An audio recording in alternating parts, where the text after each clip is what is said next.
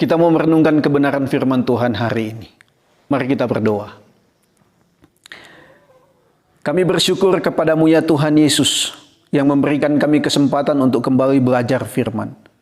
Allah Roh Kudus, berikan kami pengertian, pemahaman, pengetahuan, dan tolong kami untuk kami menjadi pelaku firman yang setia, sehingga hidup kami memuliakan dan menyenangkan Engkau.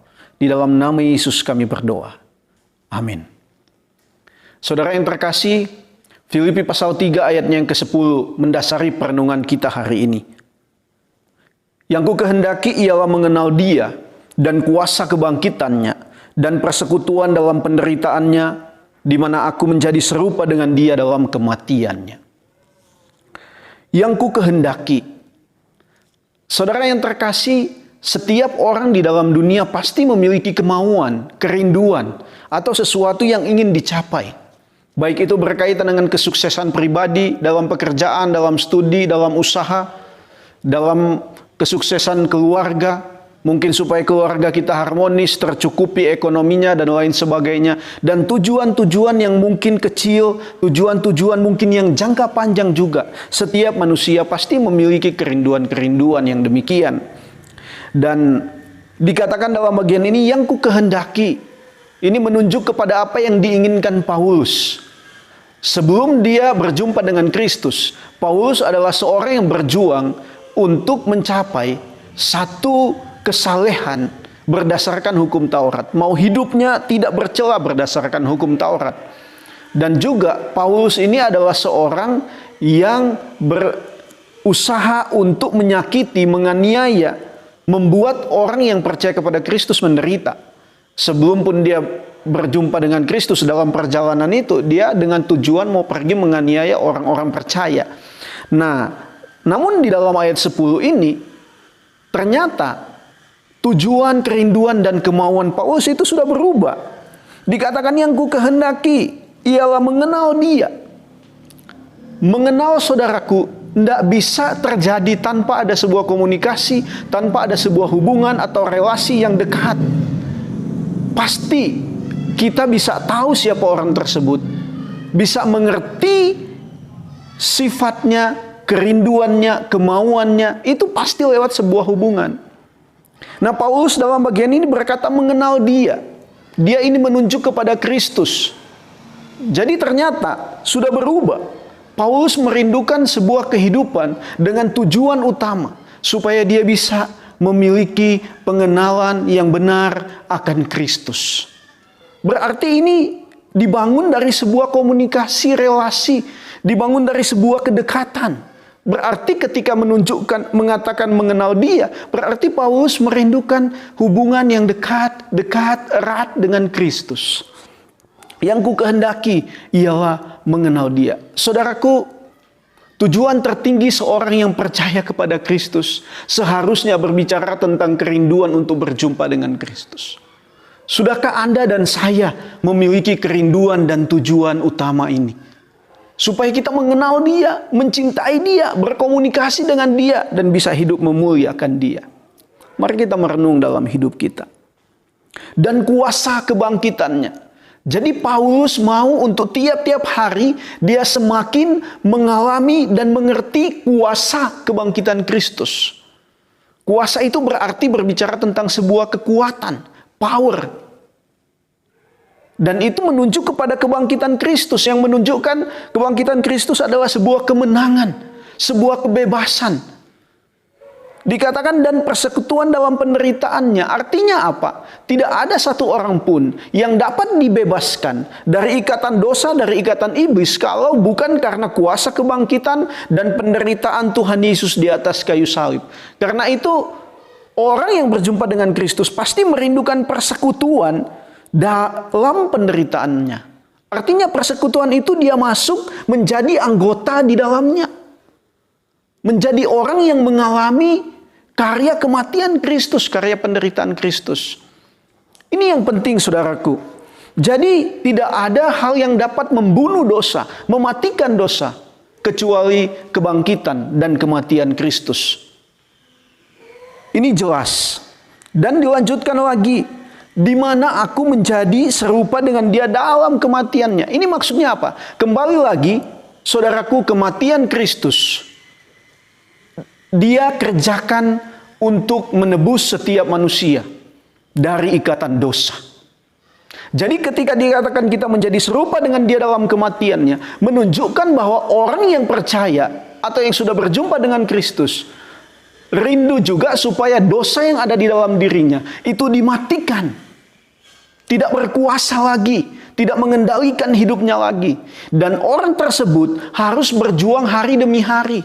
Ini menunjukkan suatu komitmen untuk hidup dalam pertobatan tiap-tiap hari. Menunjukkan satu komitmen untuk hidup dalam kebenaran dan kekudusan. Jadi ternyata Paulus merindukan supaya hidupnya yang mengalami kuasa kebangkitan, persekutuan dalam penderitaan, benar-benar mengalami hidup yang dapat dikuduskan. Dan ini merupakan satu perjuangan seumur hidup seorang yang percaya kepada Kristus untuk menjadi serupa dengan Dia. Mari kita mengambil satu komitmen bahwa saya merindukan hidup yang benar-benar di dalam kebenaran dan kekudusan Tuhan. Yang benar-benar mau supaya hidup kita belajar hidup yang tidak bercela. Meskipun selama dalam dunia setiap kita bisa jatuh. Tetapi kejatuhan bukan lagi menjadi sesuatu tujuan kita. Dosa bukan lagi menjadi satu kehausan yang kita mau lakukan. Tapi melakukan menjadi serupa dengan Kristus menjadi tujuan hidup kita. Dan pada akhirnya dikatakan, supaya aku akhirnya beroleh kebangkitan dari antara orang mati. Hidup setelah kematian atau kebangkitan dari antara orang mati adalah sebuah kepastian bagi setiap orang yang percaya kepada kebangkitan Kristus, penderitaan Kristus, dan seluruh karya yang sudah Tuhan Yesus lakukan. Dari mana kita dapat mengetahui itu sehingga kita makin mengenal Dia? Dari firman. Jadi kalau Anda dan saya mau merindukan hidup seperti Paulus, mengalami kuasa kebangkitan dan persekutuan dalam penderitaannya, berarti kita harus mencari tahunya lewat kebenaran firman.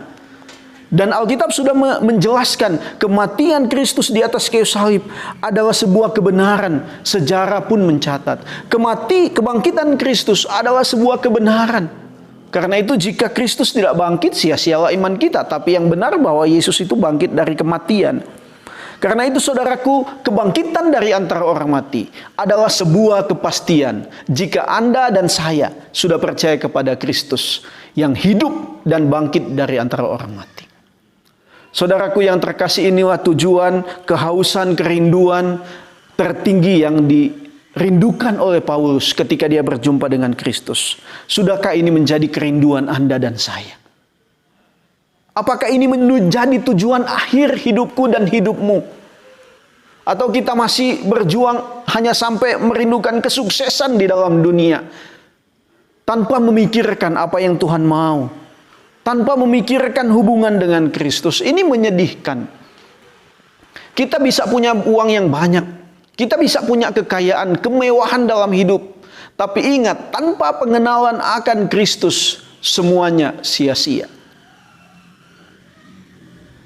Hendaknya ini menjadi tujuan utama dan tujuan akhir setiap kita yang berkata percaya kepada Kristus, yaitu merindukan hidup yang mengenal Tuhan sungguh-sungguh, mengenal karya kebangkitannya, karya kematiannya, hidup berjuang mematikan dosa, dan kita bisa menjadi saksinya dimanapun dan kapanpun. Kiranya Tuhan Yesus memberkati kita semua. Terus renungkan tujuan akhir hidupku dan hidupmu. Ketika hidupku dan hidupmu diubahkan Tuhan, harusnya tujuan kita pun berubah. Bukan tertuju kepada diri kita sendiri, tetapi kepada Kristus yang melakukan segala yang ajaib dalam hidupku dan hidup. Mari kita berdoa. Tuhan, terima kasih untuk firman Tuhan hari ini.